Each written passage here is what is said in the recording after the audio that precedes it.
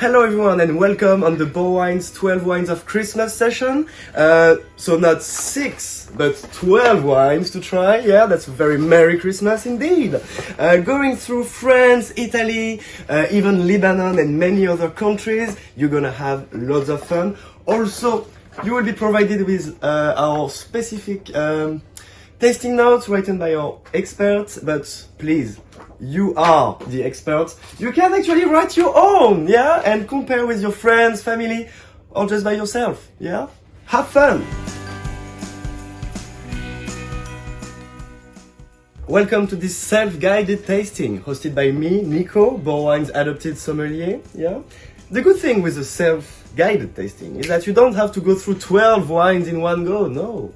Please, take pause, take your time, enjoy yourself. Just a cheeky Negroni to start, you know, just to make sure your palate gets ready, yeah, to stimulate all your tasting buds. Ooh, that is the secret recipe from Borough Wine, just this delightful Negroni. I can't tell what's exactly inside, but Jesus, it smells good. Cheers. Well, after the Negroni, now we can start, yeah?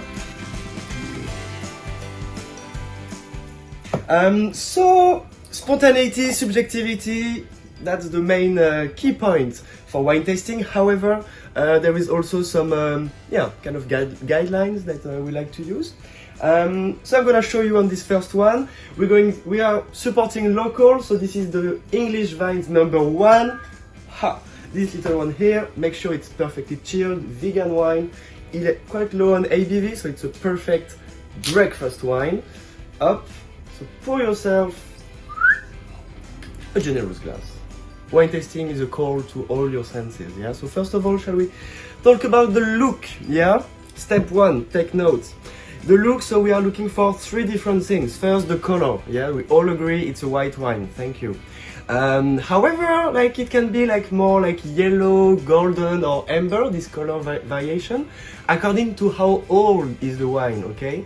This one is a very young 2019 wine, so definitely it's very, very pale and lemony, okay, young.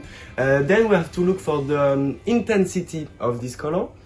So is that pale, is that deep? This will be an indication of the origin of the wine. If the wine is from a cool climate, it tends to be paler. Warmer climate tends to be a bit deeper. So as I said, English wine, yeah, we all know how cold it can be sometimes. So it's indeed very, very pale, almost a bit watery, I have to say. So quite delicate, I'm expecting, perhaps a high acidity as well. Let's see.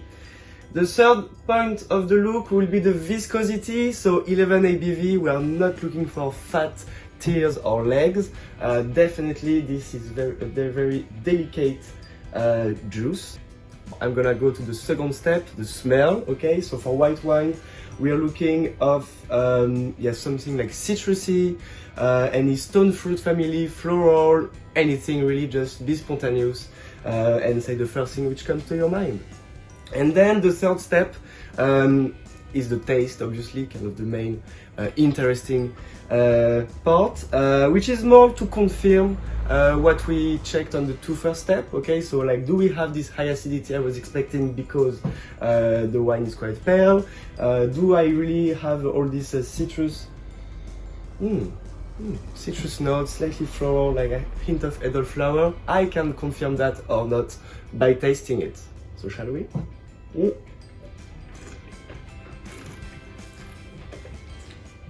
Yeah, bright, but still quite delicate, not sharp at all. I have also a hint of grapefruit that I didn't get on the nose, but now it's here. Should I write it down? Yeah, of course. Make sure you do, because then after 12 wines, you know, you might like have forgot what you said on the first wine, so you can try again, or you can just read again your notes. Third wine, yeah, so now here we are. What are we drinking now? Sous la montagne, 100% Carignan white. How exciting! I know, because we always hear about Carignan as a red grape, but there is also white Carignan, which is very indigenous from southwest France, like coast Catalan, very close to the Spanish borderline. And so it's a very, yeah, it's usually quite a small production, so that's why you don't hear so much about it, but that is a shame, guys, I'm telling you, because it's absolutely delightful. I had it before, I have to confess. So, as you can see, first the color is slightly slightly deeper, like about the intensity, comparing to the English wine, which makes sense because Spanish borderline, yes, southwest France, Roussillon, Côte Catalane, very warm climate, so grapes are more mature, so that's why you have this deeper intensity in the look. The viscosity is quite similar, perhaps slightly thicker, but no, it's still a kind of a gentle boy here. What do we have on the nose? Ooh. Oh, that's definitely bigger. On the first one, it was just like this bright citrusy notes. Like here we can get like the structure already. You have like this little like, yeah, slightly petrol-y also. Yeah, I get a hint of like little tiny buttery creamy notes, so perhaps malolactic fermentation came here, which is actually when you let the white grapes fermented with part of the lees, okay, like the actual solid part of the grapes, which will bring all these lovely dairy flavors. So we have a bit here, slightly smoky, so perhaps a touch of oak as well. How exciting! Now the taste.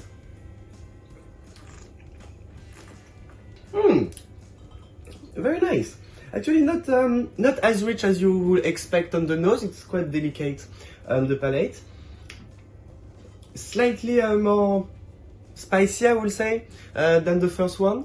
But again, I don't want to influence you too much. Oh, fourth wine already! How exciting going through. So where are we going now? We are going to Italy, Sicily, even the Etna volcano. We all heard of it and they do some amazing wine. So now we are tasting this Etna Bianco, RC Bianco, which is the name of the cuvée, yeah, which is a beautiful one, very low intervention, many caricante, which is a very local grapes. And you have other few percentage of like local indigenous grapes as well. So just, shall we have a try? Up.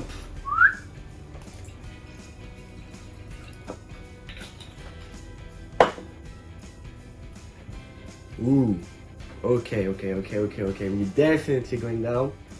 I get this little smokiness on the nose, yeah, which makes sense because we are on a volcano. I mean, right? Lovely, quite rich still. Again, like this, yeah, lovely citrusy.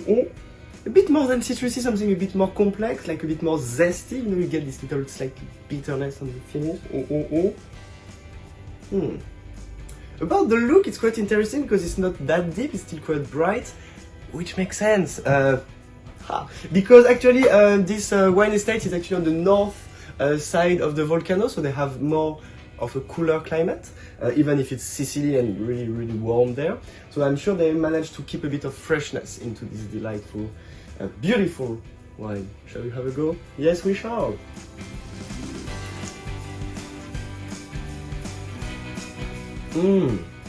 So bright. Again, perfectly balanced. I get this hint of smoke, even if I don't think there is any oak or perhaps just a little bit. So it might be just the influence of the land, you know. But yeah, absolutely beautiful. Have a go.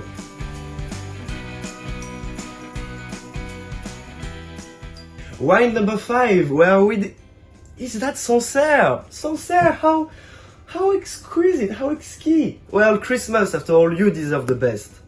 Well, I think you know that already, right? So Sancerre, 100% Sauvignon Blanc, but it's its own style, yeah? I mean, Sancerre means delicate. Sancerre means emotion, right? Emotionally delicate. It's like just this very gentle, beautiful Sauvignon Blanc, not that oaky. We really try to respect the identity of the grape here and of the terroir. So something quite fresh, but just very clean, The perfect breakfast wine. Good morning. Oh, Oh yeah. Oh yeah, that's beautiful, just floral, but very clean. It's not like the, I mean, I love the New World style, but it's not like this very aromatic Sauvignon style. It's very, very clean actually. Yeah, just aromatic enough, just like this nice floral note, kind of elderflowery, hint of citrus.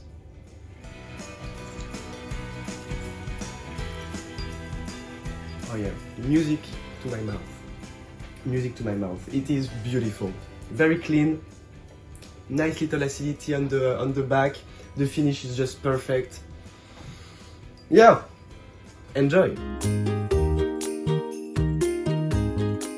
Are we all excited to move on red now? Yes, we are! I am anyway. So this is Flurry, okay? So like kind of the jewel of Beaujolais. It's kind of the bigger style of Beaujolais. It's not just the fruit-driven, easy drinking one. No, sir. This has some texture, this has some complexity. This is just for you. This is just for you. Up. Beautiful. So not that pale, not that translucid as sometimes Beaujolais can be. We have definitely some concentration here. And what a bouquet. What a bouquet. Oh, it's beautiful. Something like bright cherry, a touch of oak, but like really just to soften the angles, I would say. Yeah, bright cherry.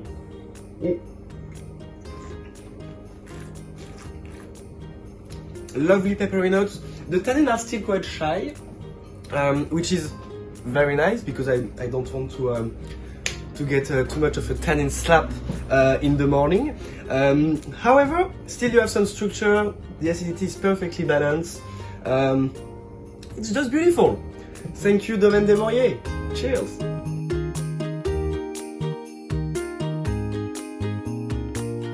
Well, we are back to England, but not anywhere in England. We are going to South Devon, yeah, which is absolutely a beautiful region, and to try this Chardonnay Pinot Noir, yeah. How exciting! If I manage to open this little bottle, up, pour yourself a generous, not that generous glass. You see, 2018. Let's see what it looks. So definitely, what's interesting to see is that it's a way paler than the Flurry, so which makes sense because what I said about the climate, yeah, England, South Devon, even if it's South England, it's still England, right? Oh, so we're expecting something with a bit more of a brighty touch, yeah, something a bit more slappy. Oh yeah, so this, I said bright cherry on the first, on the Flurry, but this is even brighter. This you have like this, yeah, lovely, like almost sour cherry, I would say.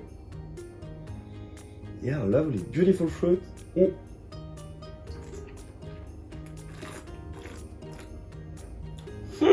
Very interesting. Actually, you have this beautiful sour cherry, but not that sour because I assume there is a bit of oak in this wine, just to soften a bit the acidity and also bring some extra like spicy, Christmassy flavors and even a touch of vanilla and stuff, which makes it even more digest. Yeah.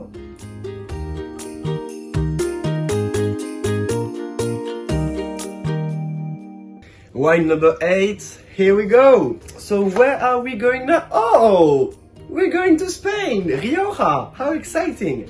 Up. So, but this is a young Rioja, so not that rich. I assume quite rich still, but I assume still quite well balanced, of course. And oh yeah, oh that's deep. That's deep. You can see it on the color. Like if you want a little exercise, even put your 2 fingers. That is a very scientific move that you see in any wine cool, kind of. And yeah, and if you can see your finger, it's not that deep. If you can't see your finger, it's quite deep-ish. Oh, the nose is definitely different. Now we're going on something warmer, definitely. I mean, we are in Spain, Rioja, so Tempranillo gets lots of maturation there. Kind of black fruit driven. Yeah, oak as well. We are in Rioja, so 12 months in oak barrels. And oh yeah, like blackcurrant-y, this touch of vanilla. It smells beautiful, and I'm sure it tastes even better.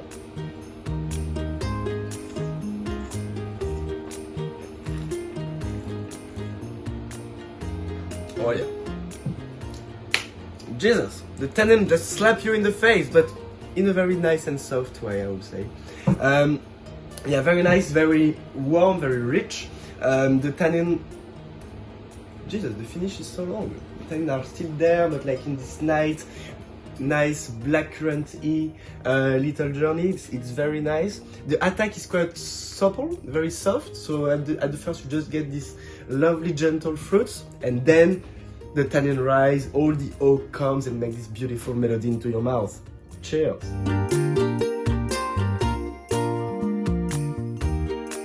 Wine number one. So wine number 9, and we are going to Bordeaux with L'Impression de Mauvesin from the Barton family, 2019.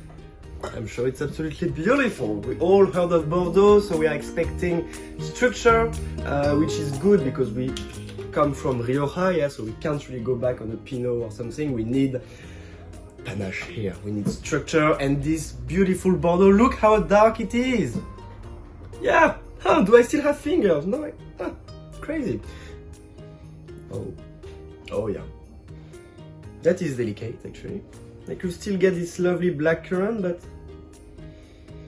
there is something more. Is that elegance? Is that just velvety structured tannin? I don't know.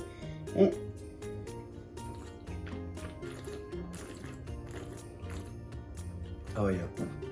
And you have the bright elegance of youth in this wine, 2019, so definitely a young Bordeaux, which could be aged, but it's so nice to have it full of its passion from its youth, you know. So it's quite bright. The acidity is again very well balanced. Actually, you don't have it much because it's all perfectly balanced on the fruit notes first, like a lot of black currants. And also, like, I don't know, I get some black cherry notes, quite tiny ones. 2019 was quite a warm vintage, so lots of maturation in the grapes. Again, a bit of oak because we are in Bordeaux, right? Okie dokie. Cheers. Wine number 10, where are we going now? Lebanon! How exciting! Have you ever been to Lebanon? Me neither! How great, but you know, with this little wine tasting, it's kind of like I'm traveling from the shop. How exciting, and you from your couch. So, up 100% Cinsault from Domaine de Tourell, 2018 vintage. So it's quite bright. Cinsault is beautiful. Cinsault is terribly underrated. We don't talk enough about Cinsault. Cinsault is actually always blended, like in the classic Rhône blend with Grenache and Shiraz. You have it as well in southwest France and sometimes in the New World. But to have it on its own, it's quite rare. Just very talented winemaker can make it. Thanks, Domaine de Tourell.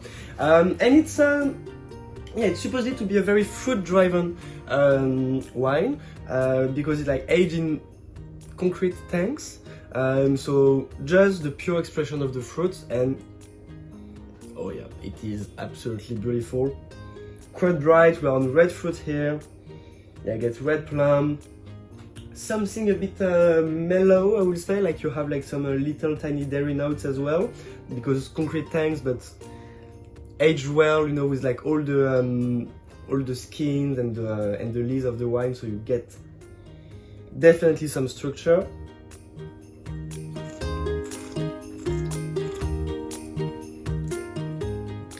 It's very interesting because this is actually 14 ABV, but you don't taste it.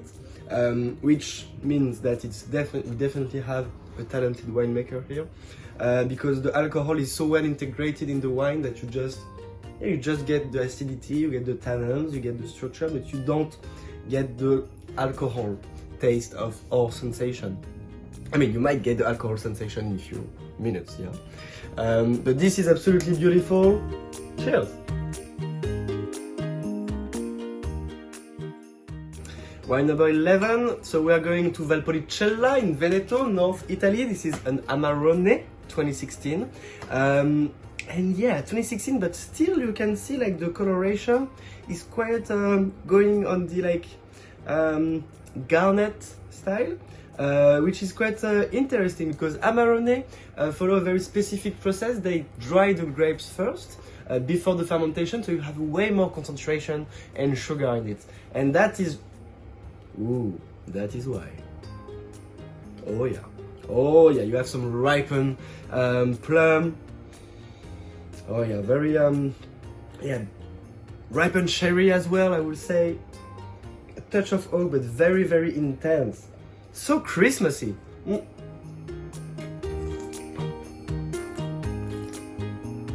Oh yeah, this is big. This is big. Even the attack is not, is quite intense. Yeah, you have like all these, as I said, like ripened plum and cherries going all over your five senses, and then all the tannin, very strong ones like rice and stuff. I would definitely advise a bit of food, perhaps a few nibbles to enjoy this wine, but it's absolutely beautiful. Cheers! This is wine number 12, and this is fortified wine. This is port, okay? Tawny port, okay? So that is very exciting, very Christmassy as well. Up. Oh, that is dark. God, this is rich. Oh, nice. You get like some cacao notes, hint of vanilla, very like jammy flavors, and yeah, kind of yeah, cinnamony and yeah, like not black cherry, like blackcurrant jammy something, like very very complex.